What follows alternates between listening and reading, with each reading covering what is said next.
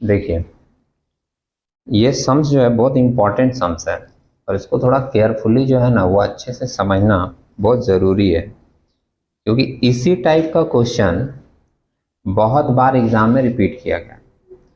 आपके मन में आएगा जो मैं बात बोला अभी कि इसी टाइप का क्वेश्चन, तो तुम तुरंत क्या सर्च करने लगोगे कि कहाँ है इसी टाइप का वैरायटी ऑफ क्वेश्चन।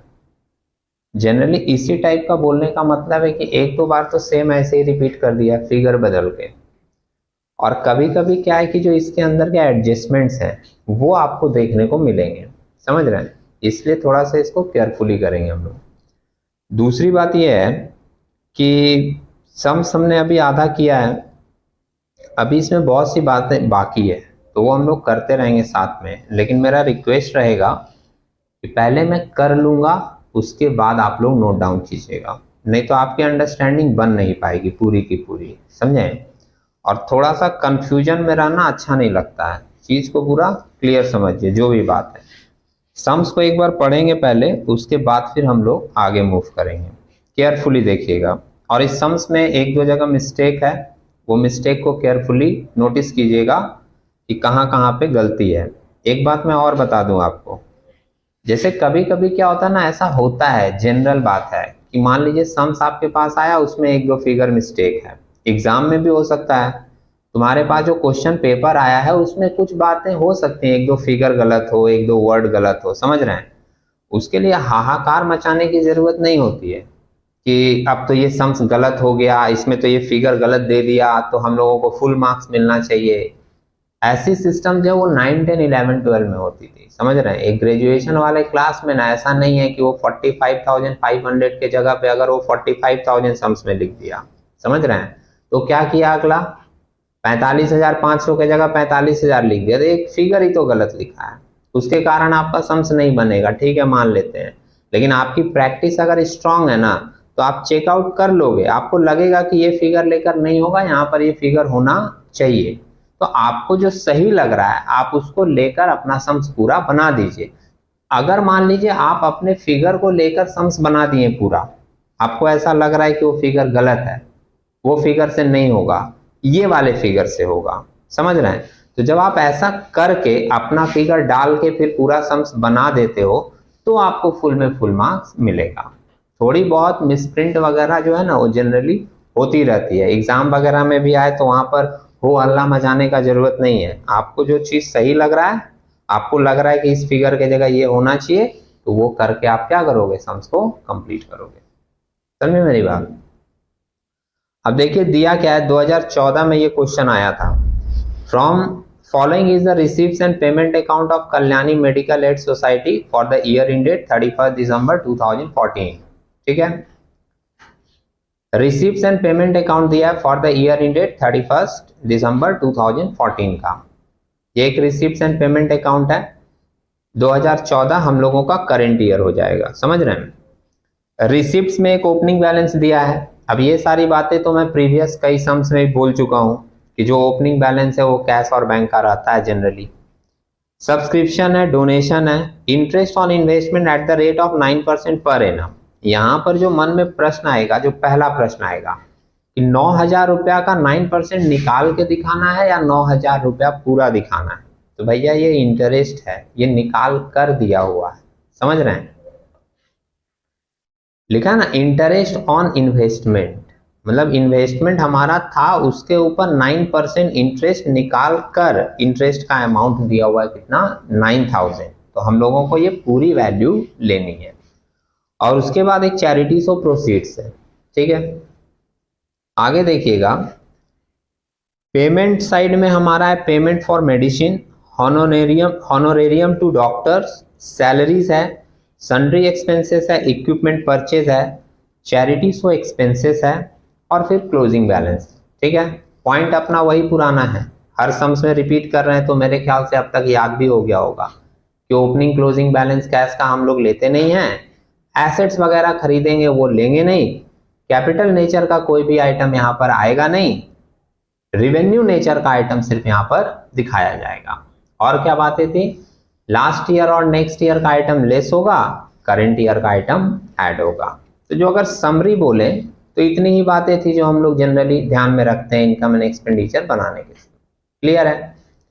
अब नीचे का आइटम देखिएगा, एडजस्टमेंट्स। और हमने आपको हर सम से बताया कि हम लोग अपना सम्स कैसे शुरू करते हैं सॉल्व करना, एडजस्टमेंट से शुरू करते हैं। ठीक है, तो एडजस्टमेंट में आप देखोगे एडिशनल इंफॉर्मेशन में ओपनिंग बैलेंस है 1/1/2014 का और क्लोजिंग है 31 दिसंबर 2014 की। सब्सक्रिप्शन ड्यू है ओपनिंग और क्लोजिंग, और ये लाइन पढ़कर आपको क्या बताया गया कि ओपनिंग में जो अमाउंट रहता है वो जनरली लास्ट ईयर का रहता है, उसी का ना बैलेंस आता है, और क्लोजिंग में जो अमाउंट रहता है वो जनरली करंट ईयर का रहता है। क्लियर है? तो सब्सक्रिप्शन ड्यू एक दिया है, सब्सक्रिप्शन रिसीव्ड इन एडवांस। यहां पर थोड़ा सोचने की जरूरत होती है कि लास्ट ईयर में जो एडवांस दिया गया होगा वो इस साल का होगा, और इस साल के क्लोजिंग में जो एडवांस है वो नेक्स्ट ईयर का होगा। समझ रहे हैं? तो इस लाइन को सोचकर हम लोग चलते हैं कि एडवांस के केस में ऐसा सोचा जाता है कि लास्ट ईयर का जो बैलेंस है वो इस साल का एडवांस होगा, और इस साल के क्लोजिंग में जो बैलेंस है वो नेक्स्ट ईयर का एडवांस होगा। इसके बाद एक दिया स्टॉक ऑफ मेडिसिन दिखा, और एक दिया है amount due to medicine supplier. एक बात ध्यान रखिएगा, स्टॉक वगैरह जो है वो हम लोग एसेट्स में दिखाते हैं, लेकिन आप देख रहे हो कि ओपनिंग स्टॉक भी दिया है, क्लोजिंग स्टॉक भी दिया है। तो हम लोगों को इस तरह के सम्स में फाइंड आउट करना पड़ता है कि इस मेडिकल एड सोसाइटी ने एक साल में कितने का स्टॉक कंज्यूम किया, कितने का स्टॉक ऑफ मेडिसिन यूज किया। मैं फिर से बोल दूं जो लोग ध्यान नहीं दे रहे हैं, इस तरह के सम्स में जब भी ऐसा रहे कि आपने परचेस किया है, आपका सप्लायर है, आपके पास ओपनिंग स्टॉक है, आपके पास क्लोजिंग स्टॉक है, समझ रहे हैं, तो इस तरह के सम्स में आप ध्यान रखिएगा कि आपको ये फाइंड आउट करना पड़ेगा कि एक साल के अंदर आपने कितने का मेडिसिन यूज किया है अपने सोसाइटी में। ठीक है, अब एक साल के अंदर तुम यूज किए हो तो रिवेन्यू हो गया ना, वो तो आपको इनकम एंड एक्सपेंडिचर में दिखाना होगा। समझ रहे हैं? और कंज्यूम निकालने का एक बहुत ही छोटा सा फॉर्मूला होता है, सिंपल, ओपनिंग स्टॉक पहले से जितना था प्लस परचेज आपने कितना खरीदा और माइनस क्लोजिंग स्टॉक। समझ रहे हैं? ये तीन वर्ड का एडजस्टमेंट कर कर हम लोग फाइंड आउट कर लेते हैं कि एक साल के अंदर हमने कितने का मेडिसिन कंज्यूम किया। ठीक है, नीचे देखिए अगला एडजस्टमेंट है amount due to medicine supplier, opening और क्लोजिंग का है। उसके बाद वैल्यू ऑफ इक्विपमेंट है, और उसके बाद है वैल्यू ऑफ बिल्डिंग। ठीक है, पूछा क्या है अपने से, you are required to prepare income and expenditure account for the year ended 31 December 2014 and the balance sheet as on that date. अब बैलेंस शीट बनाने वाला लाइन भी तो पुराना हो गया ना। क्या पुराना हो गया कि बैलेंस शीट बनाना है तो मेरे को कैपिटल फंड चाहिए, हर सम से बोले हैं, और अगर कैपिटल फंड नहीं दिया है तो हम लोगों को एक ओपनिंग बैलेंस शीट बनाकर कैपिटल फंड फाइंड आउट करना पड़ेगा। क्लियर है बात? ओके, अभी क्या करते हैं हम, सबसे पहले आपको एडजस्टमेंट सॉल्व करके दिखाते हैं क्या क्या एडजस्टमेंट है। सब्सक्रिप्शन से स्टार्ट करते हैं। देखिएगा सब्सक्रिप्शन आपके रिसिप्ट्स में कितना दिया, 70,000 दिख रहा है। ऊपर का ढांचा आप लोग तैयार कर लीजिएगा in the books of income and expenditure account for the year ended. Clear है? सब्सक्रिप्शन दिया है 70,000। करंट ईयर का जो ड्यू है, जो क्लोजिंग में होता है, वो ऐड होगा, ऐड किए हैं। और पिछले साल का जो ड्यू है 2013 का ओपनिंग बैलेंस में, वो क्या किए हैं, लेस किए हैं। क्लियर है? एडवांस के लिए आपको सम्स पढ़ते समय बोल दिए कि जो पिछले साल का एडवांस दिया हुआ वो इस साल का होगा, इसलिए जो ओपनिंग बैलेंस वाला है ना वो यहाँ पर क्या हुआ है, ऐड में आया है। और जो क्लोजिंग बैलेंस है, क्लोजिंग बैलेंस किस साल का एडवांस हो जाएगा, नेक्स्ट ईयर का। तो जो क्लोजिंग में बैलेंस दिया था वो एडवांस हमने क्या किया, यहाँ पर लेस किया। क्लियर है? और ये फाइनल फिगर लेस करके मिल गया मेरे को 72,000। सही है? दूसरा एडजस्टमेंट देखिए, सब्सक्रिप्शन ड्यू हो गया, एडवांस वाला हो गया। स्टॉक ऑफ मेडिसिन दिया है, दिखा अभी हमने क्या कहा आपको कि स्टॉक ऑफ मेडिसिन जो दिया है उस पर हम लोगों को निकालना पड़ेगा कि हम लोगों ने एक साल के अंदर कितने का मटेरियल कंज्यूम किया है। और वो निकालने के लिए आपको एक छोटा सा फॉर्मूला दिखाएंगे, मैंने बोला भी है अभी, आप फिर से एक बार देख लो। मैं यहाँ पर लिख रहा हूँ, ठीक है, लिखिएगा नहीं अभी आप लोग, मैं यहाँ लिख रहा हूँ stock of medicine consumed, stock of medicine consumed. और मैंने कहा कि ये निकालने के लिए आपको बस 3 वर्ड लेने हैं, opening stock plus purchase minus closing stock. समझ रहे हैं? अब आपके मन में एक प्रश्न आना चाहिए कि ओपनिंग स्टॉक सम्स में दिया है, क्लोजिंग स्टॉक भी सम्स में दिया है, परचेज नहीं दिया हुआ है। समझ रहे हैं? और जब परचेज नहीं दिया है, अभी आप लोग सिंगल एंट्री सिस्टम पढ़कर आए थे पिछला चैप्टर, उसमें आपको बताया गया था कि जब भी परचेज नहीं दिया हो आप एक क्रेडिटर्स का अकाउंट बनाओगे, क्रेडिटर्स के अकाउंट से हम लोगों को परचेज मिल जाता है। ठीक है? क्रेडिटर्स को हम लोग और एक नाम से जानते हैं, उसको हम लोग सप्लायर भी बोलते हैं, जानते हैं? सुने मेरी बात? क्रेडिटर्स को हम लोग क्या बोलते हैं? सप्लायर। तो अगर क्रेडिटर्स का मैं एक अकाउंट बना लूं, सम्स में सप्लायर आपका दिया है ना, देखिए मेडिसिन सप्लायर मिला, adjustment number 4 amount due to medicine supplier मिला। सप्लायर मतलब कौन है आपका? क्रेडिटर। तो हम अगर सप्लायर का एक अकाउंट बना ले छोटा सा, दिख रहा है ये लाइन? हाँ, सप्लायर मेरा लाइबिलिटी होता है, लाइबिलिटी का बैलेंस किधर से स्टार्ट होता है? क्रेडिट साइड से। तो ओपनिंग का एक बैलेंस दिया ना सप्लायर का, कितना? 10,000। और आप देखोगे क्लोजिंग का भी एक बैलेंस दिया है,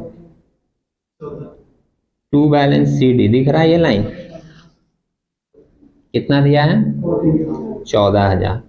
और आप पेमेंट साइड में जाओगे तो आपको पेमेंट साइड में मिलेगा पेमेंट टू मेडिसिन सप्लायर, दिख रहा है? कितना दिया है? 45,000। तो पेमेंट करेंगे तो टू कैश या बैंक बोलकर दिखा सकते हैं। यहाँ पर टू कैश अकाउंट में दिखा दे रहा हूं, पेड। कितने का पेमेंट हुआ है? 45,000, है ना? वो एक्चुअली फिगर ना 45,500 होगा, वो मिसप्रिंट है सम्स में, ध्यान रखिएगा। ठीक है? अभी हम लोग चेक किए थे, मैं बोल दूं जिन्होंने ध्यान नहीं दिया, आप देखोगे टोटल पेमेंट साइड जो है वो 1,20,000 दिया है, और हम लोगों का जोड़कर कितना आ रहा था? 1,19,000। समझ रहे हैं? तो 1,000 कम किया है ना, वो 2 जगह मिसप्रिंट कर दिया। एक सैलरी आपका होगा 30,500 का, जो कि वो 30,000 लिखा है, दिखा? और एक आपका पेमेंट टू मेडिसिन सप्लायर होगा 45,500 का। क्लियर है? तो 500 2 जगह बढ़ा देंगे, 1000 बढ़ जाएगा। 1,19 आ रहा था टोटल, अब कितना हो जाएगा? 1,20,000।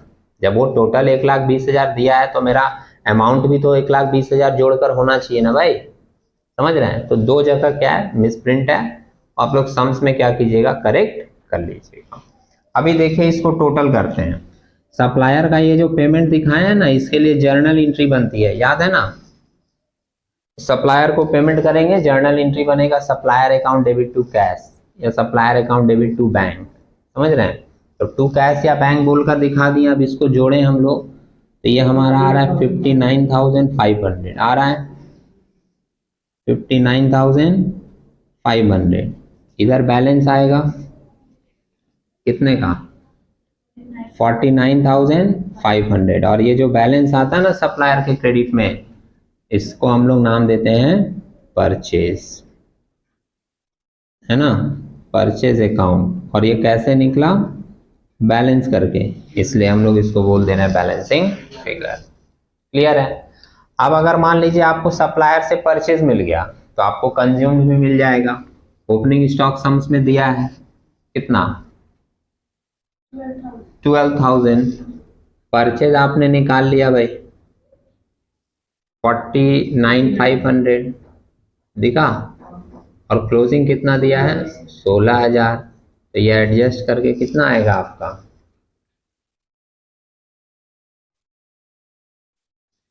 45,500। ये आ रहा है क्या? आया? देख लीजिएगा फिगर, 45,500 आ रहा है जोड़कर। ये हम लोगों का कंज्यूम निकला, और ये कंज्यूम क्या करना है? आपको डेबिट साइड में दिखा देना है कि 1 साल में हमने इतने का मेडिसिन कंज्यूम किया है। डेबिट में लिखा है ना टू मेडिसिन कंज्यूम, दिख रहा है। नोट नंबर 1 यहां से स्टार्ट हुआ है, यहां खत्म हुआ है, 45,500 लिख दे रहे हैं। और सुनिएगा, इस बात को भूलिएगा मत, जब भी ओपनिंग स्टॉक क्लोजिंग स्टॉक रहे आपको ऐसे कंज्यूम निकालना पड़ेगा। आपका सम्स थोड़ा और सस्ता हो जाता कब? अगर वो सम्स में डायरेक्ट परचेज दे देता तब। अगर वो परचेज दे देता तो हम लोगों को ये सप्लायर अकाउंट बनाना नहीं पड़ता। क्लियर है? सम्स को केयरफुली पढ़ेंगे। हमको जो चीज चाहिए अगर वो सब दिया हुआ है तो ठीक है, अगर वो सब नहीं दिया है तो पहले हमको वो चीज फाइंड आउट करनी पड़ेगी। क्लियर है ये पॉइंट? ओके। अब नेक्स्ट एडजस्टमेंट देखिएगा। 5 नंबर पॉइंट में दिया वैल्यू ऑफ इक्विपमेंट, ओपनिंग में दिया 25,000, दिख रहा है। और ऊपर आप पेमेंट में देखोगे परचेज भी हुआ है 20,000 का, दिखा है ना। तो आपका परचेज हुआ है 20,000 का, ओपनिंग में बैलेंस दिया है 25 का, परचेज हुआ है 20 का, तो आपके पास तो 45 होना चाहिए। लेकिन क्लोजिंग में कितना बैलेंस है? 38, कम हुआ है ना। और देखिए लास्ट सम्स में भी ये एडजस्टमेंट आया था, तो हमने क्या नाम दिया था इसको? डेप्रिसिएशन। भूल गए होगे? मैं यहां लिख के दिखा देता हूं। देखिए यहां पे यूज कर लेते हैं जगह, क्योंकि हम लोग को बैलेंस शीट भी बनानी है। क्लियर है? तो वर्किंग नोट 2 मैं यहाँ पर लिख रहा हूँ, ध्यान रखिएगा आप लोग लिखने के समय। आपका वर्किंग नोट 1 यहाँ से लेकर यहाँ तक है भाई, समझ रहे हैं ना मेरी बात। मैं यहाँ लिख रहा हूँ डेप्रिसिएशन ऑन इक्विपमेंट, और ये एडजस्टमेंट आप ऐसे घूर घूर के हमको देख रहे हो, लेकिन ये नया नहीं है आपके लिए, ये हम लोग लास्ट सम्स में भी किए थे। Depreciation on equipment, opening plus purchase minus closing. Opening कितना बैलेंस है बोलिए? 25, परचेज ऊपर पेमेंट में दिया हुआ है 20, और क्लोजिंग में कितना बचा है? 38। 45 में 38 जाएगा, बचेगा कितना? 7,000। ये 7,000 हम लोगों का आ गया डेप्रिसिएशन, समझ रहे हैं। और यहाँ पर देखिए आप डेप्रिसिएशन ऑन इक्विपमेंट लिखे है ना, ये 7,000 यहाँ पर दिखा देंगे। क्लियर है? और एक लास्ट एडजस्टमेंट देखो, उसी के नीचे है वैल्यू ऑफ बिल्डिंग। पहले था 45, सम्स में देखिएगा लास्ट लाइन एकदम, वैल्यू ऑफ बिल्डिंग पहले था 45 और लास्ट में क्लोजिंग में है 42,750। तो ये तो साफ साफ दिख रहा है 45 से 42,750 हो गया, घटा। तो ये जो घटा ये भी माना जाएगा क्या? डेप्रिसिएशन। इसका यही लिख देते हैं, 45 से हो गया कितना? 42,750। तो ये एक ही लाइन की चीज थी, घटा के यहीं पे लिख दिए, बिल्डिंग के ऊपर हो गया डेप्रिसिएशन कितना? 2250। ठीक है। मन में एक बात आ सकता है कि ये जब वैल्यू घटा तो सेल भी तो हो सकता है। एसेट घटा है तो उसके दो कारण हो सकते हैं, डेप्रिसिएशन भी हो सकता है, सेल भी हो सकता है। लेकिन ध्यान रखिएगा, सेल अगर होता तो पैसा भी तो आता। अगर हम कोई एसेट बेच दिए तो पैसे भी तो आते हैं, तो रिसिप्ट में वो चीज दिया रहता।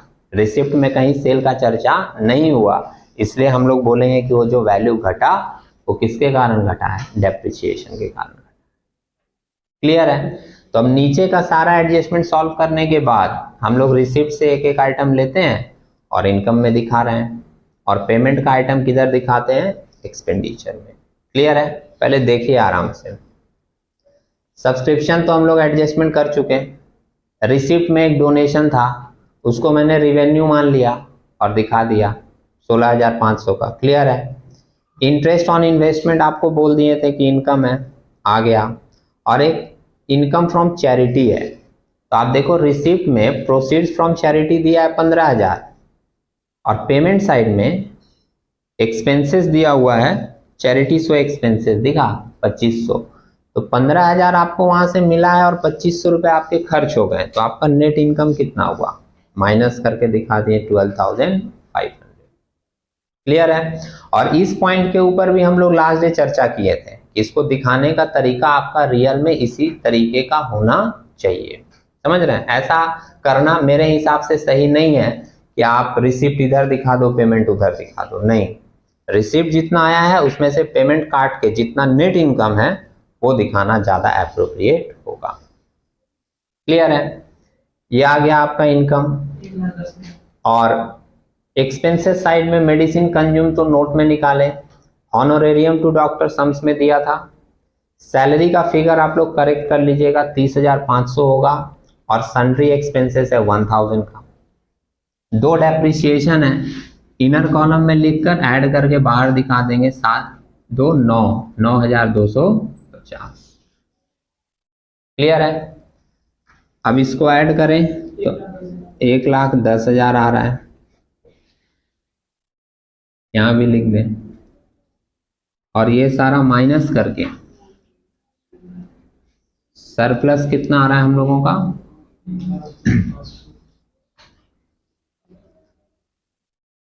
देखो माइनस करके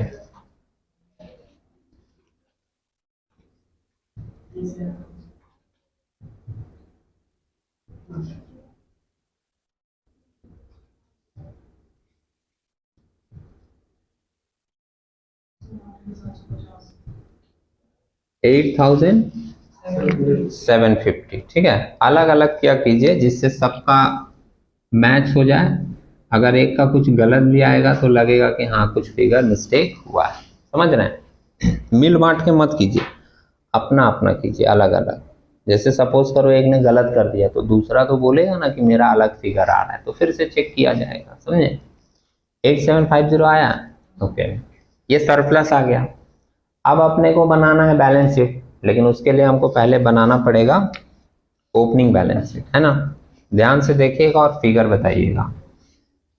ओपनिंग बैलेंस शीट के लिए मैं इधर लिख रहा हूँ लाइबिलिटीज, और ओपनिंग बैलेंस शीट में अगर आप सुन रहे हो मेरी बात तो बता दें कि हम लोग कुछ खास एडजस्टमेंट नहीं करते हैं, सिंपली जो फिगर रहता है ना पिछले साल का वो पुट करके बना देते हैं, है ना?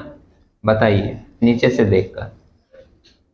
एसेट्स में क्या है? इक्विपमेंट था ओपनिंग में, कितने का? 25। बिल्डिंग है ओपनिंग में 45। सुनिए, सुनना, इस बात को सुनना है। हम लोगों का एक इन्वेस्टमेंट भी होगा। आपके मन में आएगा क्यों, सम्स में तो दिया हुआ नहीं है इन्वेस्टमेंट, लेकिन एक बात सोच के देखो, अगर आप सोच पा रहे हो तो, कि अगर हम लोगों के पास इन्वेस्टमेंट नहीं होता तो इंटरेस्ट कहाँ से मिलता? समझ रहे हैं मेरी बात? तो इस बिजनेस में इन्वेस्टमेंट होगा, लेकिन वो इन्वेस्टमेंट को शो किया नहीं है, वो अपने को निकाल के दिखाना पड़ेगा। आप बोलोगे कितने का होगा?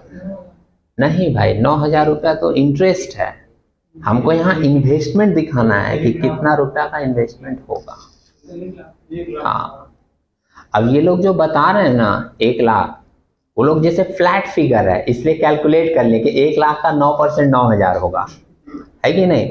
माइंड में क्या होती है कि चीजें जो हम लोग पढ़ कर आए ना बहुत सारा, वो सब रहता है दिमाग में, जो आप 5 6 7 8 सब पढ़े हो, वो अभी डायरेक्ट कुछ पूछा जाएगा लिखने होगा तो भूल जाओगे, लेकिन माइंड सब कुछ को क्या रखा है अंदर में।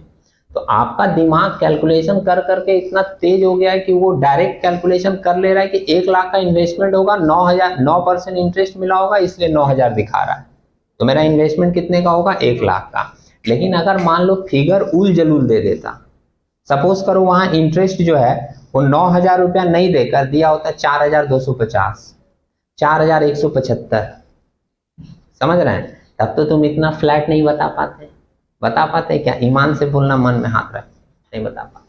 तो इसलिए क्या है ना, वो निकालने का तरीका समझिए, और तरीका भी बहुत इजी है, वो भी आप 7 8 से पढ़े हो, यूनिटरी मेथड पढ़े हैं ना? देखिएगा यहाँ पर ये जो 9,000 है ना, वो 9 की वैल्यू है, और मेरे को चाहिए फुल वैल्यू जिस पर मिला है, तो मल्टीप्लाई कर देंगे 100 से, समझ रहे हैं?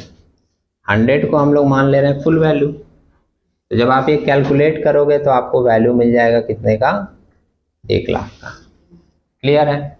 और जो भी फिगर रहे, जैसे 4,175 रहता तो वहां पर भी मैं यही तरीका लेता, 4,175 डिवाइडेड बाय 9 इंटू 100, तो मेरे को उसका वैल्यू मिल जाता। क्लियर है? अब और बोलिए क्या क्या है? स्टॉक है, स्टॉक ऑफ मेडिसिन 12,000। फिर ड्यू टू मेडिसिन सप्लायर है ना, तो भैया सप्लायर तो हम लोग का लाइबिलिटी होगा ना। कितने का बैलेंस है? 10,000 का। और क्या है? बोलिए बोलिए। सब्सक्रिप्शन ड्यू है।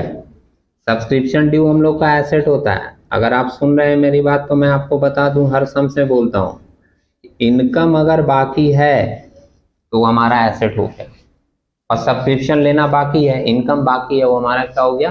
एसेट। कितने का है? 1500 का। और इनकम अगर पहले ले लिए तो वो लाइबिलिटी होगा। समझ रहे हैं? तो सब्सक्रिप्शन रिसीव्ड इन एडवांस क्या हो जाएगा? सब्सक्रिप्शन रिसीव्ड इन एडवांस, आपने पहले ले लिया इनकम, आपके लिए लाइबिलिटी हो जाएगा। कितने का है? ओपनिंग वाला 2500। और क्या है? कैश एंड बैंक भी तो है, जो अपना रिसिप्ट में ऊपर दिया होगा ओपनिंग में। कितने का? 9500 का। अब हम लोग सारा आइटम पुट कर दिए हैं। अभी आपको जोड़ना है इसको, और जोड़कर ये घटाना है। आप लोग ये जोड़ने का कार्यक्रम कीजिए, तब तक हम बनाते हैं final balance sheet. Balance sheet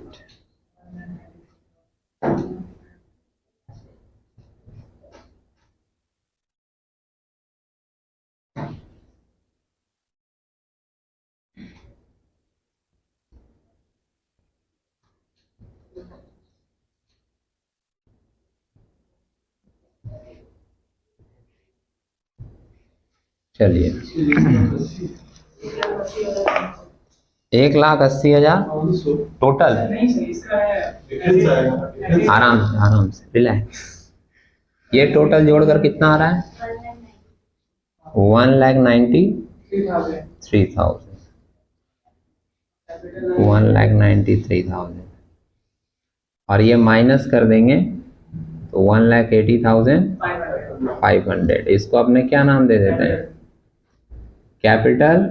और हम लोग इस चैप्टर में इसको बोल देते हैं फंड। और ये कैसे आया? बैलेंस करके, इसलिए वहां लिख देते हैं बैलेंसिंग फिगर। क्लियर है? अब एक्सप्लेन मेरे को करने की कुछ जरूरत नहीं है। क्लोजिंग बैलेंस शीट में सारा फिगर क्लोजिंग वाला उठा के लिख देना है। कैपिटल ये लिखेंगे और ऐड करेंगे सरप्लस। समझ गए? तो चलिए यहाँ पे लिखते हैं कैपिटल फंड।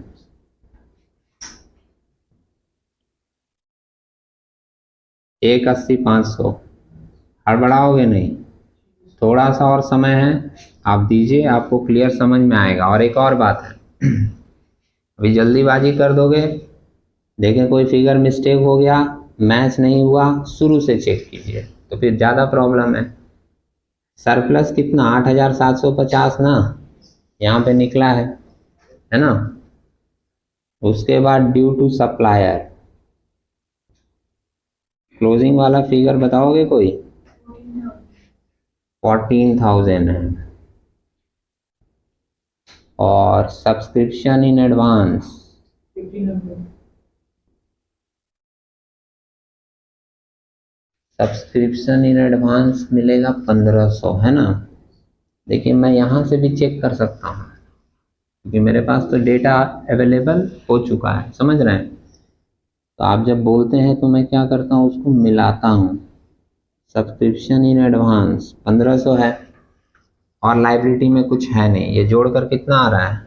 1,89,250, है ना।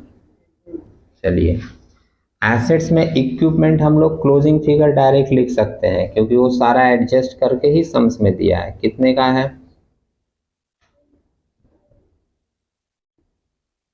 क्लोजिंग वाला 38,000। ये तो एडजस्टेड है, तो आपको डेप्रिसिएशन माइनस करने की जरूरत नहीं है। बिल्डिंग में भी डेप्रिसिएशन माइनस करके वो दिया है एडजस्टेड 42,750। इन्वेस्टमेंट भी आप लिखोगे, आप बोलोगे कि सर शुरू में लिखें, क्लोजिंग में भी क्यों लिखेंगे? तो बिल्कुल बात यह है भाई,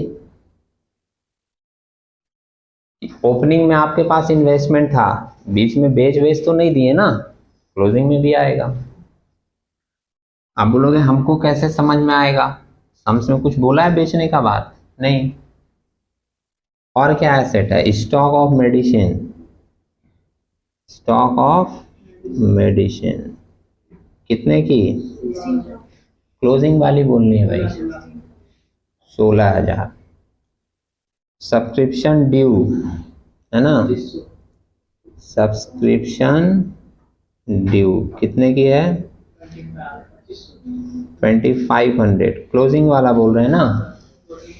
और एक कैश एंड बैंक है ना, कैश एंड बैंक कितने का है, 5500, टोटल कीजिए।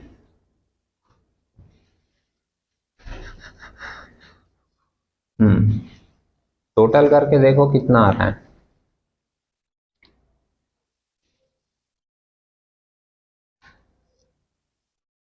एक लाइबिलिटी का कर लो, एक एसेट का कर लो, कितना आ रहा है,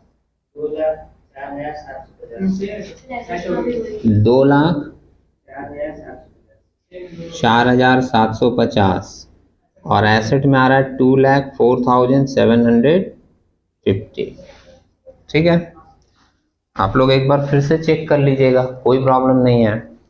और अगर मान लीजिए नोट करने के बाद फिर कोई डाउट आ जाए तो फिर से एक बार पूछ लीजिएगा, मैं फिर से एक्सप्लेन कर दूंगा। ठीक है, थैंक यू।